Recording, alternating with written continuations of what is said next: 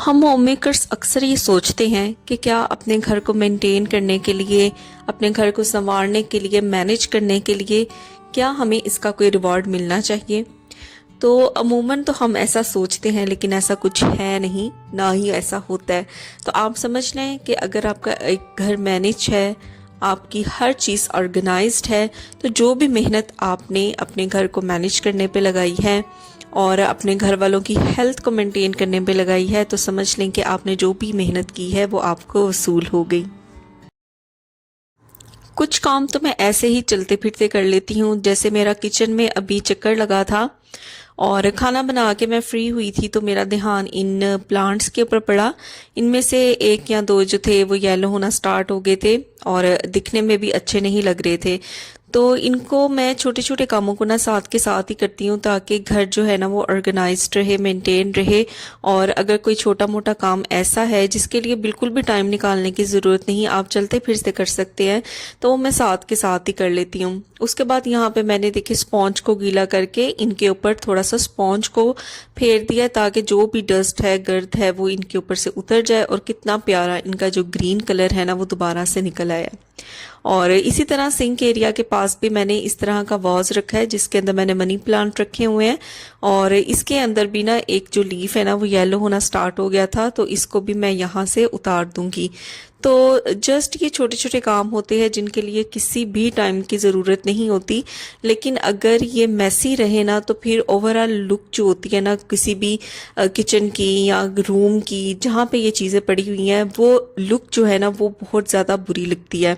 और in leaves को भी मैं इसी तरह क्लीन कर लूँगी और आप देख सकते हैं कि कितनी प्यारी इनकी ग्रीन शाइनी सी जो लुक है ना वो आनी स्टार्ट हो गई है।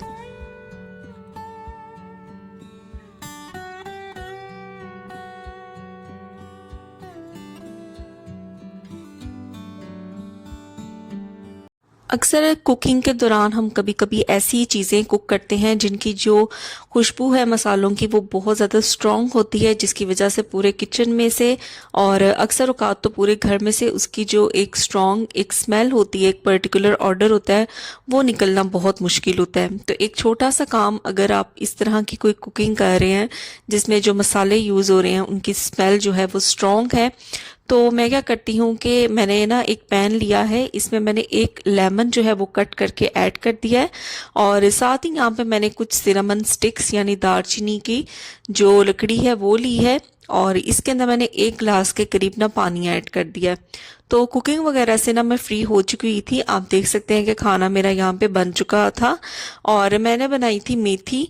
और मेथी की ना एक बहुत पर्टिकुलर और स्ट्रॉन्ग इसका एक ऑर्डर होता है, स्मेल होती है जो कुकिंग के बाद भी पूरा दिन घर से नहीं जाती। तो इस तरीके से इस पानी को मैंने चूल्हे के ऊपर रख दिया और इसको ना मैं बॉईल करूंगी और 10 मिनट तक जब ये बॉईल होता रहेगा, तो जैसे जैसे ये बॉईल होता जाएगा पूरे जो किचन है या रूम है आपका घर है उसमें से जो स्मेल होगी ना उस पर्टिकुलर फूड की वो ख़त्म होनी स्टार्ट हो जाएगी और एक दालचीनी और लेमन की ना बड़ी अच्छी सी जो खुशबू है ना वो आनी स्टार्ट हो जाएगी।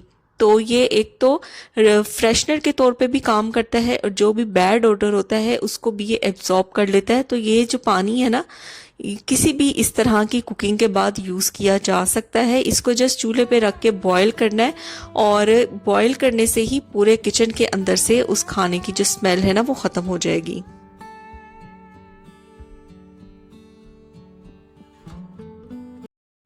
तो अब ये जो पानी बच गया है ना इसको मैंने डिस्कार्ड नहीं किया। मेरे पास इस तरीके की जो जिंजर गार्लिक वाला पेस्ट होता है उसकी बॉटल पड़ी हुई थी एम्प्टी, और इसके अंदर से आपको पता है कि जिंजर और गार्लिक वाली जो भी स्मेल होती है उसको चाहे जितना मर्जी क्लीन कर लें उसकी जो स्मेल है वो जार के अंदर से नहीं जाती। तो सेम यही वाला जो पानी है वो इस जार के अंदर मैं फिल कर दूंगी, क्योंकि सिनेमन और लेमन दोनों बेस्ट है किसी भी स्मेल को या ऑर्डर को ख़त्म करने के लिए। तो इस जार को मैंने फिल करके इसको हल्का सा शेक करूंगी और 10 या हार्डली 15 मिनट के लिए ना मैं इसको छोड़ दूंगी, ताकि जो भी इसके अंदर जो स्मेल है ना वो एक दफ़ा ख़त्म हो जाए। तो यहाँ पे ना 15 मिनट हो चुके थे इस वाले पानी को इस जार के अंदर छोड़े हुए। तो अब ना इसका मैं लिड रिमूव करूंगी। इसको हल्का सा ना शेक करने के बाद इसका जो लिड है उसको मैं रिमूव करूंगी। और ये दोनों चीज़ें इतनी कमाल की हैं कि बिल्कुल भी इसके अंदर से स्मेल नहीं आ रही थी अब। तो ये वाला जो पानी है ना, इसको मज़ीद एक और जगह पे मैं इस्तेमाल करूंगी। तो सबसे पहले तो इसको मैंने देखी स्मेल को किचन के अंदर से ख़त्म करने के लिए यूज़ किया। दूसरा मैंने इसको जार के अंदर जो अदरक लहसुन की स्मेल थी उसको ख़त्म करने के लिए यूज़ किया। अब ये पानी अभी भी गर्म है और इसके अंदर जो है वो लेमन भी है और सिनामन भी है। तो मैं इसको ना सिंक का जो ड्रेनेज है वहां पे मैं इसको बहा दूंगी, ताकि जो ड्रेनेज के अंदर से भी अक्सर पर्टिकुलर सी ना एक स्मेल आती है तो वो भी इससे चली जाएगी। अब मैं इसको सिंपल टैप वाटर से अच्छे तरीके से क्लीन कर लूंगी। और क्लीन करने के बाद इसका जो स्टिकर है ना, इसको मैं रिमूव करूंगी।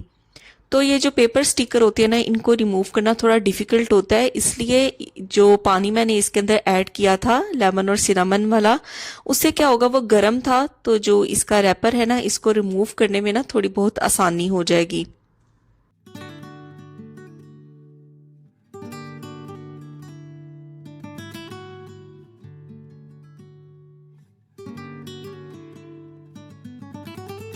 तो मैक्सिमम जो रैपर था ना उसको तो मैंने रिमूव कर दिया। अब ये जो थोड़ा बहुत है ना, तो यहाँ पे थोड़ी डिफिकल्टी आ रही थी इसको क्लीन करने में।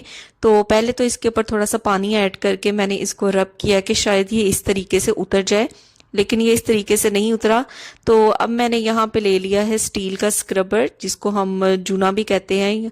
तो उससे मैं इसको ना अच्छे तरीके से रब करूंगी, तो बड़ी आसानी से ये जो सारा पेपर था ना वो उतर गया था। और ये जो जार्स होते हैं ना, ये भी बड़े काम के होते हैं। हम अमूमन अदरक लहसुन का पेस्ट जब खत्म होता है तो इनको डस्टबिन में फेंक देते हैं, लेकिन अब देखें कितनी नीट एंड क्लीन इसकी लुक आ गई है। तो इसको ना मैंने ड्राई होने के लिए छोड़ दिया, ताकि जो मैक्सिमम पानी है वो इसके अंदर से ड्रेन हो जाए। तो 15 मिनट के लिए मैंने इसको इसी तरह छोड़ दिया था। अब मैंने टिश्यू पेपर ले लिया और टिश्यू पेपर से मैं इसको अच्छे तरीके से खुश कर लूंगी, क्योंकि मुझे इसकी फिलिंग करनी थी। और स्पेसिफिकली ये जार जो है ये मैंने संभाल के रखा हुआ था एक स्पेसिफिक चीज़ के लिए, ताकि जब भी वो चीज़ मैं परचेज करूं तो वो मैं इसके अंदर ऐड करूं। तो अब ये जार एम्प्टी हो चुका था, तो इसको मैंने अच्छे तरीके से क्लीन कर लिया है और ड्राई भी कर लिया है, ताकि बिल्कुल भी इसके अंदर जो पानी है ना उसका एक कतरा भी बाकी ना रहे।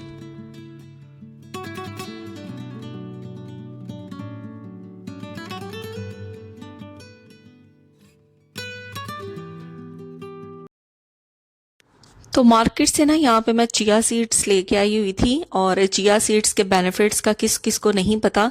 इतनी ज़बरदस्त चीज़ है ना, आपकी हेल्थ को मेंटेन करने में भी बहुत इंपॉर्टेंट रोल प्ले करता है और हमारे वेट लॉस में भी बहुत ज़्यादा इंपॉर्टेंट रोल प्ले करता है। तो अपनी डाइट के अंदर ना चिया सीड्स को ज़रूर ऐड करें। और यहाँ पे ना लोग अक्सर एक सब्ज़ा सीड्स होते हैं और एक चिया सीड्स होते हैं, दोनों में ना कंफ्यूज हो जाते हैं। तो जो चिया सीड्स होते हैं ना, इनके अंदर थोड़े थोड़े वाइट कलर के सीड्स भी होते हैं, ये इनकी पहचान है। और ये वाला जार जो है वो स्पेसिफिकली मैंने इसी के लिए रखा था। और यहाँ पे इसको क्लीन करने के बाद सारी चिया सीड्स मैं इसके अंदर ऐड कर दूंगी। इसके बहुत अच्छे हेल्थ बेनिफिट्स हैं, तो मैं आपको यही कहूंगी कि इसको अपनी डाइट के अंदर ना ज़रूर से ज़रूर शामिल करें। हर रेसिपी के अकॉर्डिंग ना हमें बेशुमार मसाला पैकेट्स मिल जाते हैं मार्केट से, और बाकायदा इनके ऊपर प्रॉपर जो रेसिपी होती है ना वो लिखी होती है। तो आप जिस भी कंट्री से होंगे वहाँ पे उसकी लैंग्वेज में यहाँ पे पीछे रेसिपी लिखी होगी, जिस तरह यहाँ पे अरबिक लिखी है और साथ में इंग्लिश लिखी है। और अगर आप बिगनर्स हैं और मसाला बॉक्स से देख के रेसिपी को आप बनाना चाहते हैं, तो इसके ऊपर जो रेसिपी होती है ना वो इतनी छोटी छोटी लिखी होती है कि इसको बहुत ज़्यादा ध्यान से देखना पड़ता है। और अक्सर लोग जो हैं उनको दूर से या पास से इतना क्लियरली नज़र नहीं आता।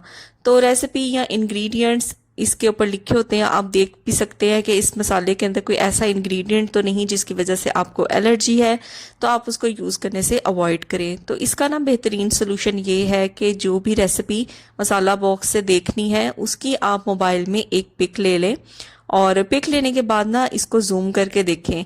और देखें मैंने यहाँ पे मोबाइल में इसकी पिक ले ली है, और पिक लेके देखने से ना इसको मैं जूम करूंगी तो बड़े ज़बरदस्त तरीके से बिग फॉन्ट में हमें जो रेसिपी है ना वो देखने में मिल जाएगी।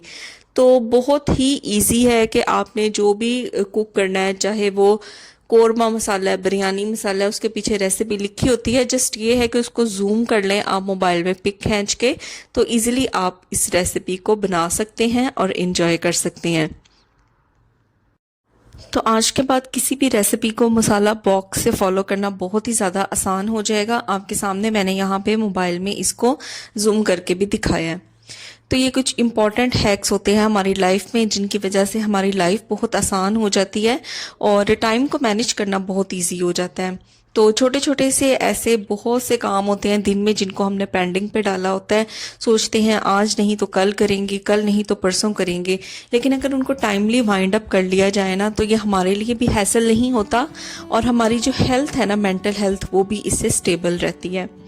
तो मैं उम्मीद करती हूँ कि ये कुछ टिप्स एंड ट्रिक्स आपके ज़रूर काम आए होंगे। तो अगर वीडियो पसंद आई है तो इसको लाइक करें, शेयर करें, कमेंट करें। चैनल पे नए हैं तो चैनल को ज़रूर सब्सक्राइब करें। फिर मिलूंगी आपसे नेक्स्ट वीडियो में। Till then take care, bye bye.